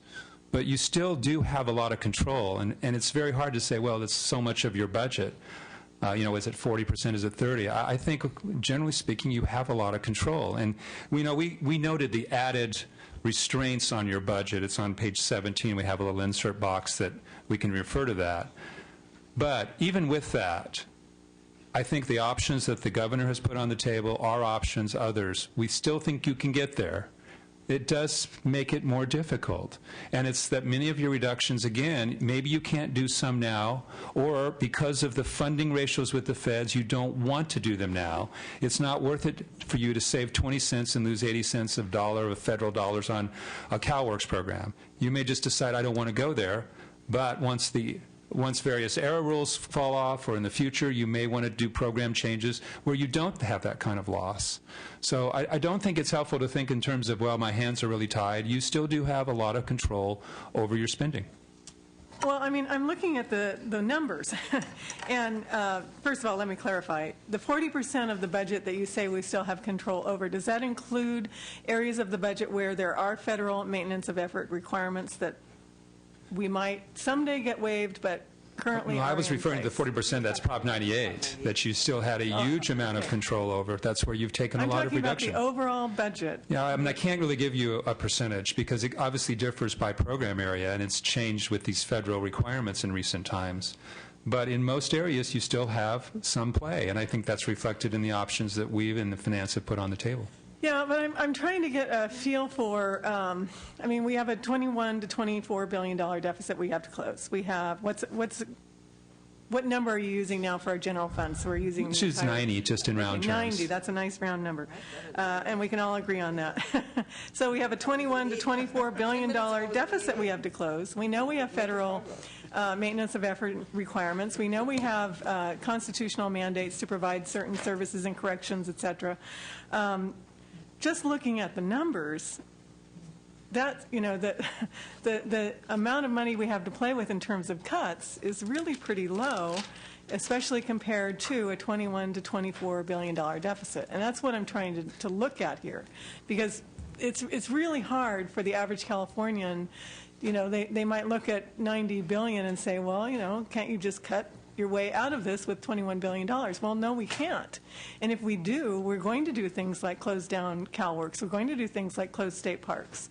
We're going to do things like close schools. Theoretically, it's possible. I don't know that it's tolerable. And that's what I'm trying to get a handle on, so that that can be explained to ordinary people that aren't. Well, let us think about how we might pitch it and come back to you with some examples of where you've either reached your limits. For example, with this governor's budget, unless revenues fall further, you are at the minimum guarantee. It would take a suspension, right, which you can still do. You want to think about the impact on schools, but you can do that. But you are limited in other ways, so let us think a little bit more about that and get back to you. Yeah, even a pie chart that shows, you know, what amount of the budget is off limits. It doesn't have to be programmatic even. And let me go back to what I said earlier. I mean, that's why I don't think that you can do this all with spending reductions. It's why we ended up putting things on the table, like the 3 borrowing mechanisms we did, like some revenues, some fees, just because I don't think you can do it. The portion of that $90 billion, especially after you get down the minimum guarantee, and then you take off the things that you have no control over, it would be very draconian cuts at that point. So I think you have to look at some of these other options. Thank you. I would appreciate that, so that it can be, you know, distilled fairly simply for folks that are not grasping that we can't cut our way out of this problem. A specific question. You've talked about deferrals and deferrals to education and suspension of Prop 1A. I have the city of Vallejo that is in bankruptcy now. I'm wondering how this is going to affect them. It's obviously not going to be a positive impact, but I need to help them figure their way through this. And that's a really difficult situation. And I think we're going to see more cities in bankruptcy. The Vallejo and the Oakland school districts are already in receivership, in state receivership. So if we're talking about deferrals to them, there's nowhere else for them to go. And it's real nice theoretically to be able to say, well, cities should be able to borrow against the money that they know is going to come from the state in future years. School districts should be able to borrow against the money that we've deferred because they know they're going to get it back. There are some school districts and cities in this state that will not be able to do that, even under the best of circumstances in the credit market. And I think it's undeniable we're not in those circumstances. So we've got to take a look at how we realistically impact these cities and school districts. And I'd appreciate some preliminary thoughts, but as we go along, maybe even some more detailed ideas about how we help them deal with this, or how we avoid doing it to them in the first place. Well, let's assume that you have to do it. Then what can you do to help mitigate it? And I think you can have hardship exceptions. I think it would be very appropriate in certain cases to do that. And then look at other ways to mitigate. Or in the 1A loans, we talk about ways that you don't have to do 80% across the board in each county, ways that you might take it in a way that will lessen the blow to certain ones. So I think your point is a valid one, that if you do end up doing these things, whether it's a deferral or the 1A loans or the Proposition 42 loans, there are things you can do that can mitigate the impact on them somewhat. And so I think it's good to hear from the locals about those, and we have some ideas we put on the table. The administration has put some ideas on the table too. So I think there are things that can address some of those severe cases. I'll be looking for those, and I would be most grateful for help on that. Finally, before even the state received federal stimulus funds, and before we even started about this $5.3 billion cut to education, school districts had sent out something like 24,000 layoff notices, and I had very angry teachers in my office, and I'm sure everybody else did as well. If we adopt the governor's proposals with the cuts to K through 12 education and the potential deferrals, what are the downstream impacts of this? What are the real life impacts? Are we going to look at more teacher layoffs? I know that the governor has mentioned shorter school years. What are we going to look at? Are we going to look at classrooms being closed? Are we going to look at schools being closed? I want to know what those real term impacts are to our schools. I think, Madam Chair, one of the things that we are proposing to help mitigate the impact of these reductions to education is flexibility, and that's why we're proposing the contracting out, as Senator Walters alluded to, as one of the tools to school districts to be able to realize savings. Our flexibility proposal of reducing the school year by 7.5 days is associated with providing additional flexibility to schools to manage to the available resources, given the fact that our revenues are declining and our general fund is declining. There's certain formulas that have been developed for looking at the impact of cuts relative to if done through layoffs, et cetera, that we could provide some examples of how districts might be impacted by these reductions. Our goal and our focus has been by doing things like deferrals, by providing additional flexibility to mitigate the impact of those reductions and to minimize the impact on the classroom of the situation we find ourselves in. What about closing schools, closing classrooms? In my opinion, I think that we're going to see some of that. In fact, maybe more rather than less.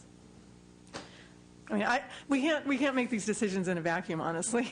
We have to know, what does this mean? And with schools in the state of California already being funded the lowest of all the states in the nation, our school year being the shortest in the world, our kids not being prepared to meet the challenges of this century and the technology that they need to be able to be competitive in a worldwide economy. I mean, these are things that are serious impacts for us as a state and our children. And I don't want to look at those in a vacuum and just say that, we're going to give flexibility and we're going to cut this number of dollars. These are kids we're talking about. And if we can't invest in our children, then we're not doing our jobs. So as much practical information as you can give us, I think would be very helpful as we go along. Particularly, we're coming back on Tuesday to talk more about the actual final, hopefully, May revised proposal. I just think we need to know what these things mean. Okay, any other follow-up questions? Ms. Walters and then Mr. Leno. You said that it's difficult to do an apples-to-apples comparison on revenues. And I have a related thought on expenditures. People have talked about how much money that we have cut over the years. But often we reduce general fund spending and replace it with federal funds or bond funds or special funds. And I think it would be interesting to see over the past 10 years the total fund expenditures, including the federal funds and the bond funds and the special funds. Is that an analysis that you could put together for us to look at? Okay, thanks. Senator Leno. Thank you, Madam Chair. I know we're going to get into specifics of issue areas next week, so I'm not trying to lead us down that path now, but I had a broader question as to how some of the recommended spending cuts would potentially have broader statutory implications. So using the example of the proposed cuts to regional centers in the neighborhood of $230 million on top of about $330 million. And there is a stakeholder process ongoing currently. But given that individuals with developmental disabilities have a statutory entitlement to services through the Lanterman Act, if we were to make cuts of this depth, would we have to be considering, or has the administration considered, that the entitlement would in fact, if not in word, be gone? And would we have to go back, if we were to follow your suggestion, and actually amend the Lanterman Act to dissolve the entitlement? We would be looking at targeted reductions that would allow us to reduce costs within DDS without changing the entitlement in terms of the entitlement nature of the program. So we would be looking at things like opportunities potentially for reducing programs, looking at opportunities for getting additional federal funds by getting additional consumers of developmental services into federal waivers or into federal programs. We would be looking at the extent to which we're using other services and minimizing the reliance on regional center services. We'd be looking at family cost participation and the cost sharing and a variety of different strategies to be able to protect the core entitlement of the program, but to substantially reduce costs to keep their overall growth level year over year. And when you say looking at, so this all has yet to be spelled out? There are a lot of different options that the stakeholder process came up with. We considered different options, but our approach, and we're getting the stakeholders together next Tuesday, is to go back to stakeholders. They tiered solutions into kind of A, B, and C categories and really see what the stakeholders think the next tier of reductions that make sense from a system standpoint, be it things like the going into more of the services being capped and the self-determination. I can't remember what it's called. I think it's a self-determination a pilot project, and look at what the community thinks makes the most sense in terms of the work they've done to date, and that will be happening on Tuesday. Okay. And then with regard to this broader question of potential implications of statutory changes necessary, can you think, just broadly speaking, anything else come to mind where we have to be very careful? Many of the proposals that we're looking at would require elimination or substantial modifications of statutory entitlements. So, for example, the CalWORKS program is a statutory entitlement. The elimination would undo that, as would the Cal Grants program is generally an entitlement. That would be an entitlement that was that we'd be eliminating. So there's a substantial number of reductions in entitlements or service levels that have been established in the law that we'd be looking to change in order to make these reductions feasible. Thank you. Senator Ducheney. One last thought, and I'm assuming that Finance will produce trailer bills language reasonably quickly. Absolutely. Next week. We're working towards the trailer bill package for solutions being available by the 28th.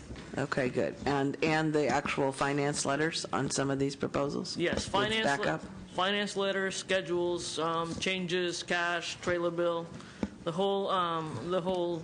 By the original revised date of the 28th. We're looking at providing things on a flow basis, but we'll be transmitting those letters and trailer bill by the 28th. Okay, we'll look forward to that. At least staff will have something to do that weekend. I just one last comment, just to kind of reiterate, but I don't know how you do this, but in the context of all the discussion of forecasting that we were doing, and we always know forecasts are forecasts. They're just guesses. That's why we have May revises, because we can never figure out in June what we guess our economy will look like next year. And Mr. Taylor's right. Half the time, the only certain thing about them is they will never be correct. And so I guess as we're looking at some of these, and in that vein, one thing is to think about how we account for the fact, for instance, that we have the Workforce Investment Act money, and we're going to have, programs on the street in the summer that have young people working that would not probably otherwise have been employed. And what do we know about what's going on with those programs? Because as we get into some of these, we might want to leverage some of those dollars to do some other things, right? Workforce Investment Act discretionary, so-called discretionary dollars. The other, and it's the bids. We probably need to know, how have we done? At some point we'll get to the trans thing. How have we done? I know they've been opening bids, right, with the ERA money. Did we get them all out? Have we obligated the money by June, whatever the date is? How we doing? How many projects have we bid at what cost? How many jobs do we expect to be in place? And I presume most of those, if the money's obligated, people should be starting to work on them by June or July or August. And there's some of the water projects list is already out. We already know, and those were all the so-called shovel-ready projects. There's a lot of that going out there that I'm just not comfortable that we're accounting for, and maybe I'm missing it with the economy still declining in different ways. But I'm hopeful that as those folks go back to work, or if we have some system that we have for tracking what's going on with that, it would be helpful. as we kind of guess our way to the forecast. And the other is, as we consider these different models, and these different proposals, we're going to have folks thinking about, in some fashion, what is the impact of that proposal on our ability to reach recovery. I mean, I instinctively agree with your general assessment that we're kind of bottoming out, and by the end of the year we should be able to start to see something improve. What concerns me most gravely is that a lot of these proposals, I think, could delay that recovery for another 6 months to a year. And I don't know how to think about that in the context of, the need to be balanced. But I'm very concerned that we at least think through, is something likely to help us recover, or is it something that's going to delay that recovery longer? I don't kind of know how to think about that, but I just think it's one we got to keep at the top of our brains throughout this process. There's nothing worse than if we can't get back to at least 0 on personal income growth by December, Mr. Blumenfield. I was wondering if you could help me. I'm trying to understand the impacts of all these cuts on people in terms of who's really being impacted. And I don't know if there's a way to put a chart. It's a lot easier when you're looking at a particular tax to see income level and who's bearing the brunt of it. But we have a whole range of things here, and I'd be curious in terms of age, in terms of demographics, and in terms of income level to know where the burdens of all these proposals are falling. We had heard that the chair talk about, she was very concerned, and I share her concern about the disproportionate impact on children that seems to be very evident in what we're looking at. But I'd like to be able to not only have that sense of it, but to have some quantification of the impact of the proposal. So if you could help in that regard, I'd appreciate it. All right. I know the legislative analyst has that information by county, at least. That may help, as far as geographically where these cuts would fall most hard. Other questions, comments by committee members? Department of Finance or legislative analysts have any closing comments you'd like to make? Any closing comments? All right, then we will eagerly await the amendments to the May revision. Mr. Taylor, will you be issuing a revised report in response to what the governor's office comes out with? We'll certainly, after we see it, if there's a shorter handout or something, we'd be happy to do that. Okay. We will then adjourn this portion of the conference committee and reconvene on Tuesday at 1:30 just to address the May revision, because we're not completed with that discussion. Tomorrow we will be coming back at 9 a.m. in this room to hear from the controller and the treasurer about the state's cash flow crisis. And I know, Mr. Taylor, you have issued a report a few weeks ago on the cash flow issue, so members may want to take a look at that and refresh your memory. So we will be reconvening again at 9 a.m. tomorrow. Thank you very much, everybody.